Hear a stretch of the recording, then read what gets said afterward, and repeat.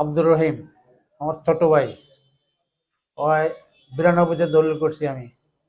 আমার জায়গা বুঝ না দিয়া আমারে পিছনে ফালে রাখিয়া ওই জায়গা বিক্রি করতে চায়। আমি বাধা কিছু দেই, আমার বাধা কিছু মানে না। এরপরে ডাক্তার আওয়ামী লীগের আমলে ডামলে বসাবসি হয়েছিল। সে আমার কাগজপত্র দেখে নাই, জোর মাপিয়া ডাক্তার আশরাফুল সুমনের কাছে বুঝিয়ে দেয়। হ্যারে আমি জোরপূর্বে অনুরোধ করছি যে আমার পত্রা সহ জায়গা কিনেন না, হাত জোর করিয়া মাফও চাইছে এর কাছে। সে আমার কথা শুনে নাই, এর বাপের কাছেও সে আমার কথা শুনে নাই, জোরপূর্ব জায়গা কিনছে। কিনে আমার লগে গ্যাঞ্জাম করিয়া আমি এটা জানতে পাই আদালতে আমি বন্ডকের মামলা করছি। বন্ডনের মামলা নিষেধাজ্ঞা হয়েছে, নিষেধাজ্ঞা ব্যাকেট মানে না, সে জোর করিয়া কাজ করে। সেবার গেলাম নৌবাহিনী কন্টিনিউ কাছে। নৌবাহিনী কন্টিনিউ আমাকে ডাকিয়া আমাকে দুজনের ডাকিয়া থানায় নিয়ে বসাইয়া জোর পূর্বে সে বাংচুর করিয়া সেই 80 বছরের পথ সহ এই হেরা জোর পূর্ব করিয়া দহলে যায়। এই নৌবাহিনীর কাছে গেছি, নৌবাহিনী বলছে যে একটা দরখাস্ত কোম্পানির দরখাস্ত দিয়েছি।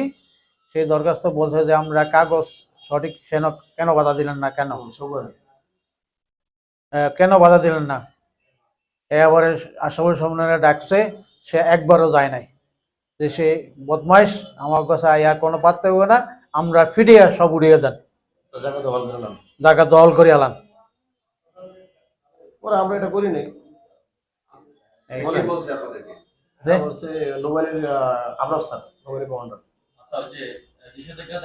আমি স্থানীয় সবাই জানাইছি।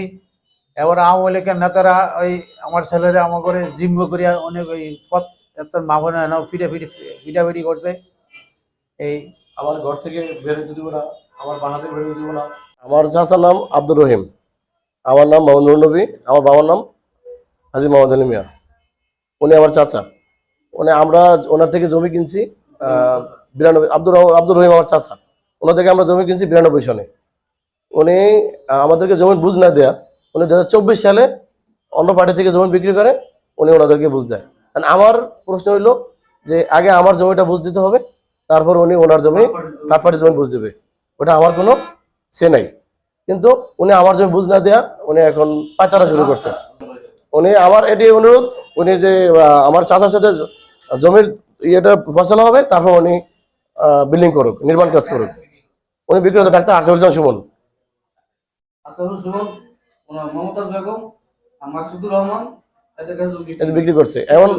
এখন কথা আমার জমিটা আমি 17 বছর উনি দিচ্ছি করে আমাদের আমাদের রাস্তা সহকারে গেট সহকারে আমাদেরকে ভিতরে আটকে রেখে আওয়ামী লীগের নেতা দিয়ে আমাদেরকে জমি এদেরকে বুঝ দেয়, জমি আমাদেরকে আটকে রেখে, এবং আমাদেরকে বাসা থেকে বেরোতে দিব না, গেটে তালা মাঠে রাখবো। এই ধরনের কথা হতো সে বলছে। অনেক কিছু আমার ছোট ভাইকেও সে মারধর করছে, পিটাইছে। কাউন্সিলর ছিল এরা। হ্যাঁ, আমরা এটা আমরা সুষ্ঠু তদন্ত চাই, সুষ্ঠু বিচার চাই আমরা।